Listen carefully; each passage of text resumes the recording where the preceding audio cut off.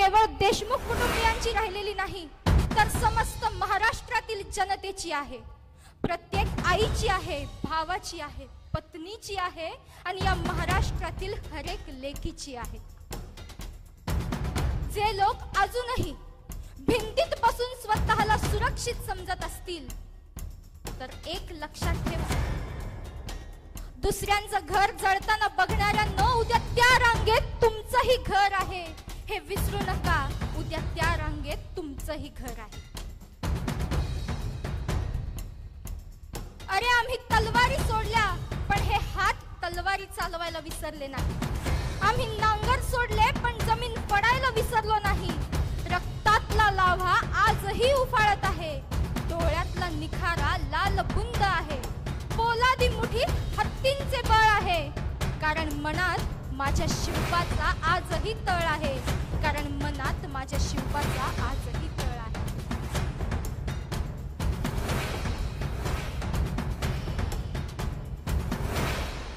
Hello. यानंतर स्वर्गीय संतोष अण्णा देशमुख यांचे बंधू धनंजयजी देशमुख या ठिकाणी आपले विचार मांडतील.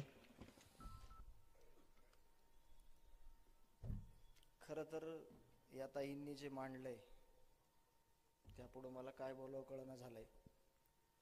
जे काही इतिहास भूगोल सगळं सांगितलंय तो असाच आहे. अगदी एका निष्पाप माणसाला कशा पद्धतीनं मारलंय. आपल्याला न्याय घ्यायचा आहे का? तर मी विचारतोय, आपल्याला न्याय घ्यायचा आहे का? आपल्याला न्याय घ्यायचा आहे तर आपण फक्त न्याय मागणारे आहोत. न्याय देणारं कोण आहे? इथलं सरकार आहे.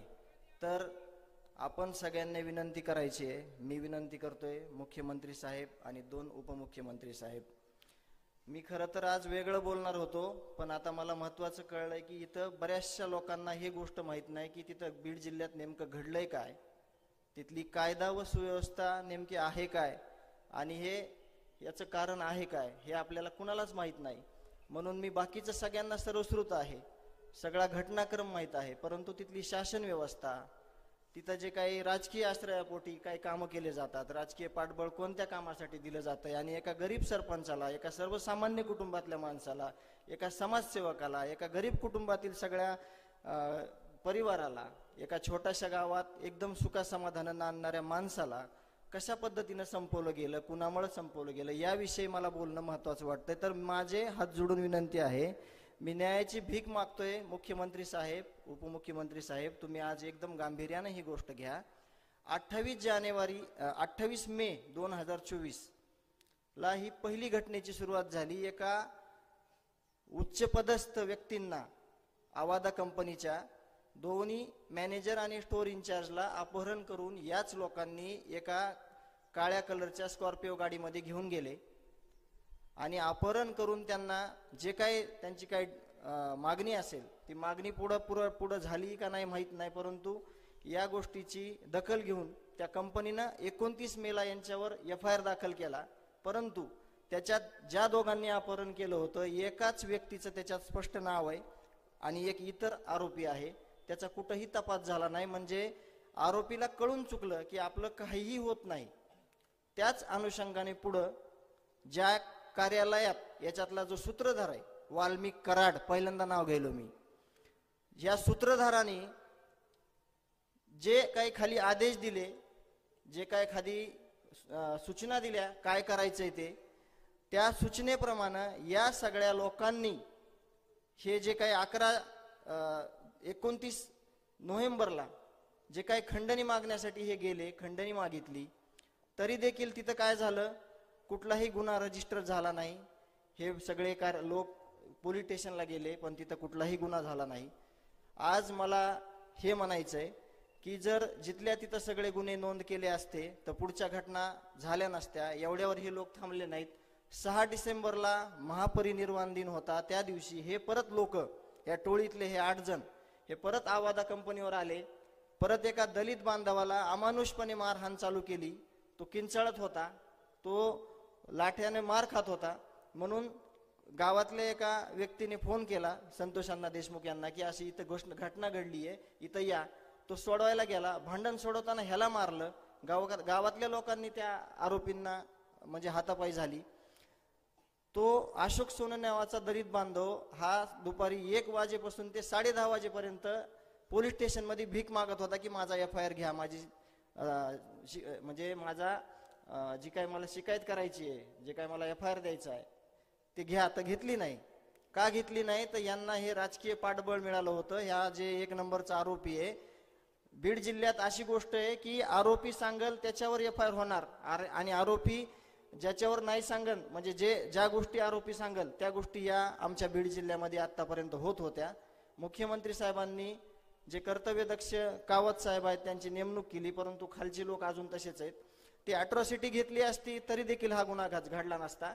आणि संतोषांना तिथे गेले म्हणून वरून आदेश आला. वरून आदेश काय स्वतः दिला नाही, यांना राजकीय पाठबळ आहे. याच्यातून मला एक सांगायचंय की जर जिथल्या तिथं गोष्टी झाल्या असत्या तर ही घटना घडली नसती. घटना घडल्यावर सुद्धा बघा तुम्ही, मुख्यमंत्री झाले, उपमुख्यमंत्री झाले, मंत्रिमंडळ स्थापन झालं आणि आता परत 2.5 महिन्यानं तोच घटनाक्रम चालू झालाय. जी गोष्ट पहिल्या दिवशी करायचीच नाही ती केली आणि 2.5 महिन्यानं ती काढली. त्याच्यामुळं समजून घ्या, मला काय म्हणायचे ते राज्यकर्ते सगळे जे काही उपमुख्यमंत्री आहेत, मुख्यमंत्री आहेत, की आत्ता तरी सगळ्या गोष्टी जिथल्या तिथं करा जेणेकरून आमच्या बीड जिल्ह्याला न्याय भेटेल आणि आम्ही कुठंतरी तिथं सुखासमाधानानं जे काही राहिलेलं आयुष्य, आज देखील सगळं वातावरण भीतीयुक्त आहे, खूप भयानक पद्धतीनं तिथं आहे आणि आम्ही कुठपर्यंत लढणार आहोत. आम्हाला सगळ्या गोष्टीची एक खूप मोठ्या प्रमाणात भीती आहे. यांचं खूप मोठं जाळं आहे गुन्हेगारीचं, खूप गुन्हेगारी वाढलेली आहे. त्याच्यावर प्रामुख्यानं सगळ्यांनी विचार करावा.